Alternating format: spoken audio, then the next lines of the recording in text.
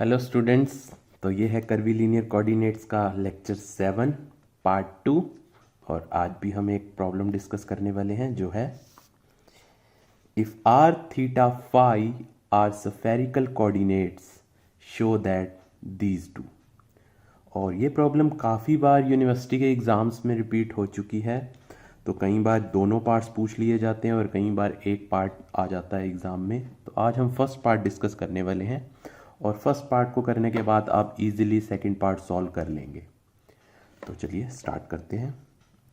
तो first part में हमें प्रूव करना है del of 1/r equal to del cross cos theta del phi. तो इस पूरे ही एक्सप्रेशन में जो टर्म्स आ रही हैं वो आर थीटा या फाई मतलब कि स्फेरिकल कोऑर्डिनेट्स हैं। और इन दोनों ही पार्ट्स को आप राइट हैंड साइड से स्टार्ट करेंगे सॉल्व करने के लिए। तो मैं भी यहाँ पर राइट हैंड साइड से क्वेश्चन स्टार्ट करते हैं जो है del cross cos theta del phi. और अगर इसे हम लैंग्वेज में लिखें तो क्वेश्चन कुछ इस तरह से है। क्रॉस का मतलब होता है कर्ल, तो हमें कर्ल फाइंड करना है कॉस थीटा डेल फाई का।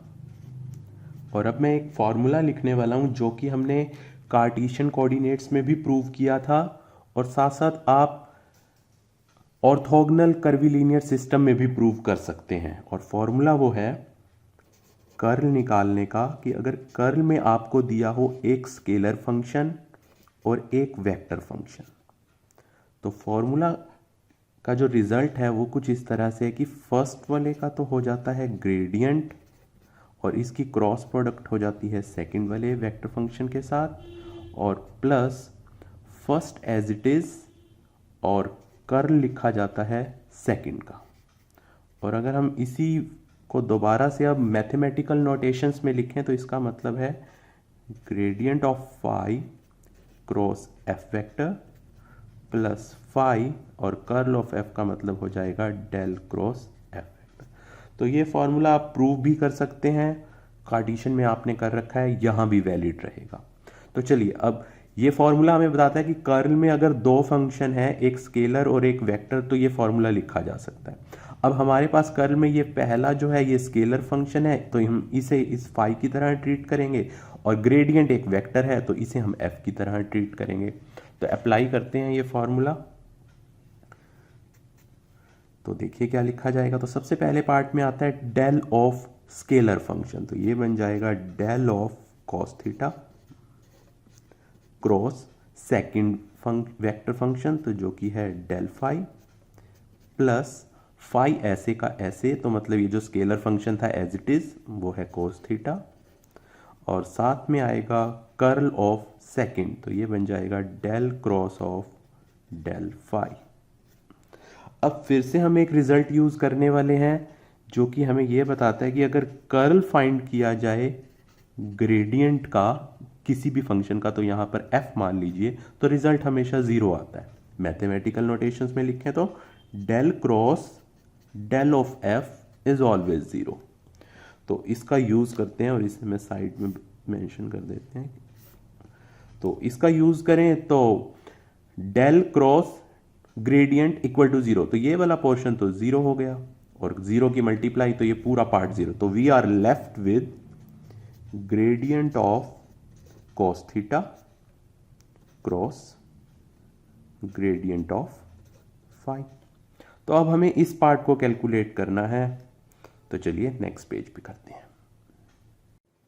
तो अब हमें कैलकुलेट करना है gradient of cos theta cross product gradient of phi.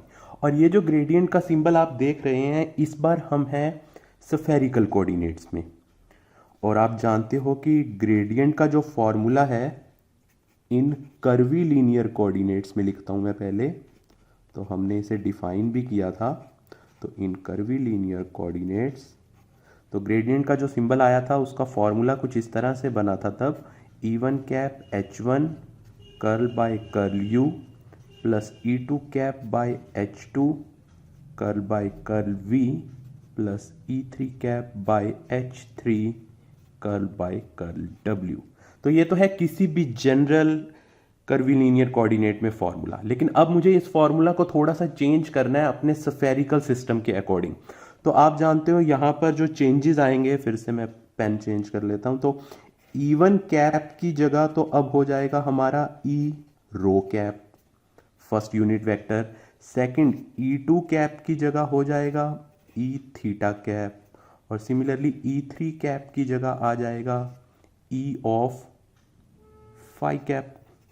और सिमिलरली H1, H2, H3 भी चेंज होंगे, तो यहाँ पर H1 की वैल्यू रहेगी 1, H2 की वैल्यू रहेगी R, और H3 की वैल्यू जो होगी वो हो जाएगी R साइन थीटा।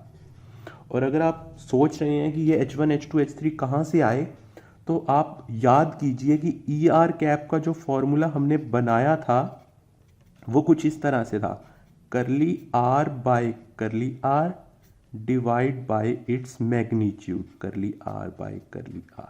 और इस बाय में जो ये मैग्नीट्यूड है इसे ही हमने H1 नाम दिया था। इसी तरह से थीटा वाले पार्ट में H2 और फाई वाले पार्ट में H3। तो आप वहाँ से कैलकुलेट करके वेरीफाई करिएगा, ये सेम मिलेगा आपको।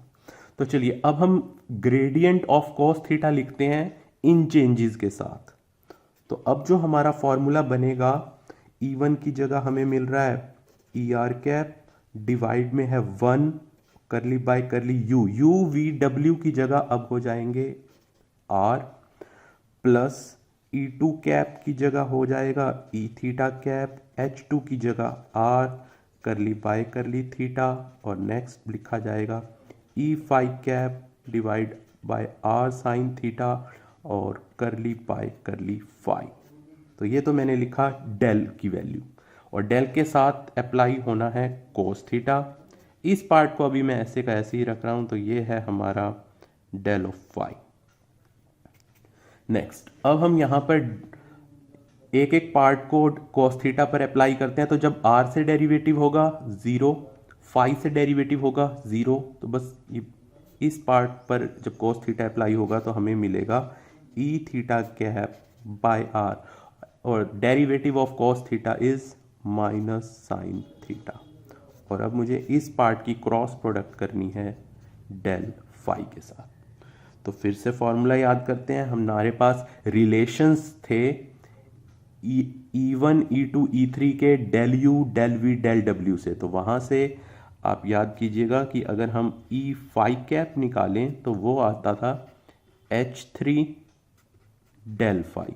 तो यहाँ से डेल फाई की जो वैल्यू हमें मिलेगी वो हो जाएगी E phi cap by H3, और E फाई कैप और H3 की वैल्यू हम पहले ही कह चुके हैं जो कि है R साइन थीटा। तो हम डेल फाई की ये वैल्यू यूज़ कर लेते हैं। तो फाइनली अब ये लास्ट लाइंस पर है क्वेश्चन, तो minus E theta cap by R sine theta, और इसकी क्रॉस प्रोडक्ट हो जाएगी इस पोर्शन के साथ, तो E phi cap by R sine theta, और साइन थीटा और साइन थीटा हो गए कैंसल। तो फाइनली R और R बन गया -1 बाय R स्क्वायर, और यहाँ पर है हमारे पास E theta cap cross E phi cap, और ये दोनों बनकर बन जाएंगे E R cap divide minus R square. और फाइनली मैं इस पार्ट को लिख सकता हूँ ग्रेडियंट ऑफ 1 बाय R, बिल्कुल ऐसे ही लिखा जाएगा। और यही हमें प्रूव करना था। तो हमें प्रूव करना था कि ये जो हमारा फर्स्ट पार्ट है ये किसके इक्वल आएगा, ग्रेडियंट ऑफ 1 बाय R। तो उम्मीद करता हूँ आपको अच्छे से समझ आया होगा। Thank you.